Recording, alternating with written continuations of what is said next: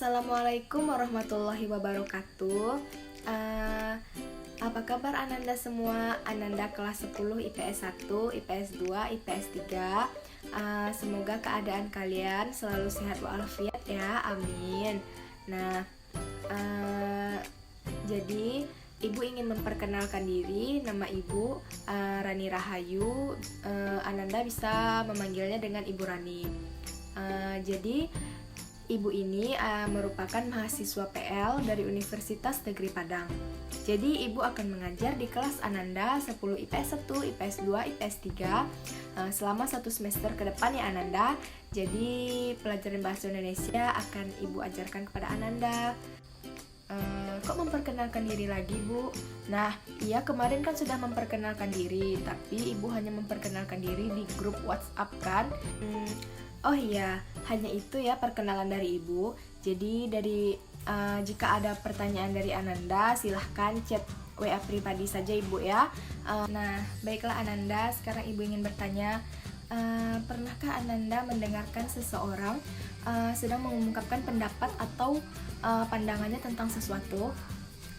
Nah, misalnya Ananda mendengarkan penjelasan dari seseorang tentang perlunya menjaga kebersihan lingkungan.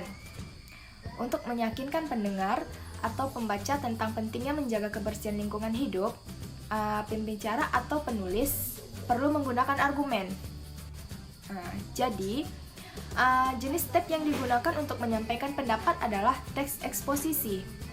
Pada pelajaran ini, kita akan belajar tentang menginterpretasi makna dalam eksposisi, mengembangkan isi eksposisi, menganalisis struktur dan kebahasaan eksposisi, dan menyusun teks eksposisi dengan memperhatikan isi, struktur, dan kebahasaannya.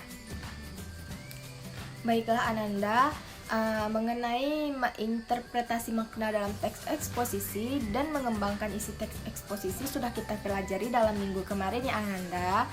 Silahkan dicek kembali dalam grup WhatsApp-nya, itu sudah Ibu share materinya dan soalnya juga, soal latihan yang sudah Ananda kerjakan. Yang belum mengerjakan segera dikerjakan ya Ananda.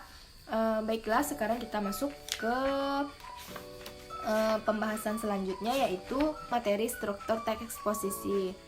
Pada minggu sebelumnya kan kita sudah mempelajari isi teks eksposisi. Berarti Ananda semua sudah mendapat gambaran ya tentang suatu teks eksposisi. Jadi setiap teks itu memang memiliki struktur agar penyusunan teksnya itu jauh lebih baik dan benar. Seperti halnya teks eksposisi, di mana ada struktur pada saat pembuatan maupun penyusunan teksnya. Struktur teks eksposisi ini tentunya sangat penting sekali pada saat pembuatan teksnya.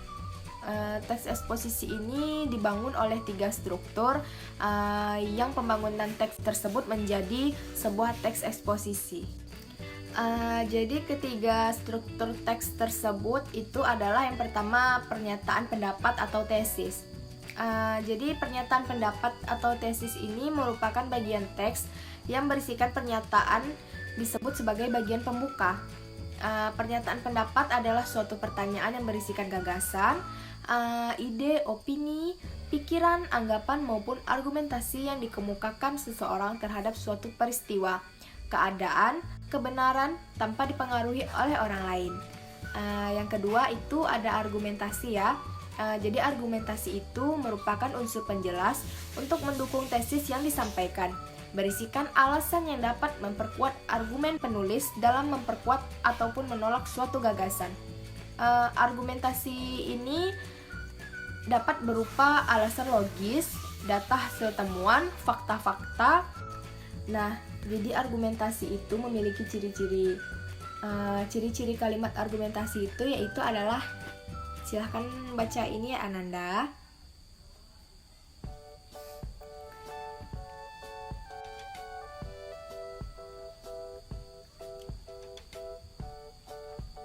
Nah, setelah Ananda membaca tentang ciri-ciri kalimat argumentasi, selanjutnya kita masuk kepada yang ketiga, yaitu penegasan ulang pendapat. Penegasan ulang pendapat itu merupakan bagian yang berisi penegasan ulang pendapat sang penulis. yaitu bagian yang bertujuan menegaskan pendapat awal serta menambah rekomendasi atau saran. Bagi Ananda 10 IPS 1, IPS 2, IPS 3, kemarin kan Ibu sudah memberi tugas ya, tugas catatan, latihan, dan latihan juga. Baru sebagian mengumpulkan, jadi Ibu mohon yang belum mengerjakan segera dikerjakan ya Ananda. Soalnya kita kan bakalan masuk lagi nih ke materi selanjutnya. Jadi nanti kalau ada tugas lagi, takutnya Ananda itu tugasnya itu menumpuk. Dan bagi Ananda yang mengumpulkan tugasnya itu telat, tidak tepat pada waktunya, itu akan mendapatkan pengurangan nilai. Beda sama nilai bagi teman-teman yang sudah mengumpulkan lebih awal.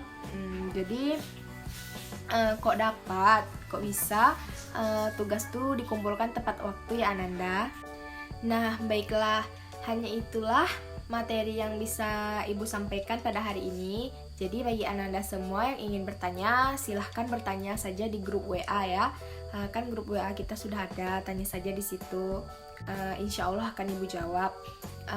Dan bagi Ananda yang bertanya, bakalan dapat nilai aktif loh, nilai plus. Jadi ayo dong Ananda semua bertanya, karena itu kalau kita bertanya aktif itu merupakan suatu kebanggaan gak sih bagi diri kita gitu. Kita dapat nilai plus, dapat nilai keaktifan gitu kan. Jadi janganlah diam-diam aja gitu ya Ananda. Baiklah, kan kemarin kan sudah ada tugas tuh. Udah 3 tugas dari Ibu. Yang pertama itu tugas catatan, kedua latihan, dan yang ketiga juga latihan. Nah, sekarang Ibu beri tugas lagi.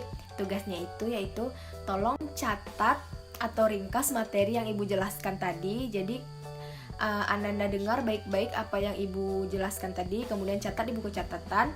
Lalu ada soal lagi nih, 3 soal. Jadi catat di buku latihan dan catatannya catat di buku catatan. Soalnya itu ini dia ya. Tolong di screen dan buat di buku latihannya Ananda. Oh iya Ananda, mengenai daftar hadir atau absen, itu tuh berdasarkan tugas. Jadi jika Ananda hanya mengisi untuk kehadiran saja, tetapi tugas tidak Ananda kerjakan, berarti kehadiran Ananda baru setengah, belum dibilang hadir, masih setengah. Jadi Ibu mohon tolong ya, tugasnya itu dikerjakan tepat waktu, karena kalau telat bakalan ada pengurangan nilai. Untuk absen kali ini Ananda cukup komentar saja di komentar bawah ya, cukup komentar nama sama kelasnya. Baik ya Ananda. Baiklah Ananda, cukup sekian materi hari ini. Semoga Ananda mengerti apa yang Ibu sampaikan ya Ananda. Ibu mohon maaf jika ada kesalahan dalam berbicara, Ibu minta maaf. Kemudian jika Ananda ada yang ingin dipertanyakan, Ibu ingatkan sekali bertanya saja di grup WA ya. Bakalan dapat nilai plus dan nilai keaktifan siswa jika Ananda ada yang bertanya. Baiklah, sekian dan terima kasih. Wassalamualaikum warahmatullahi wabarakatuh.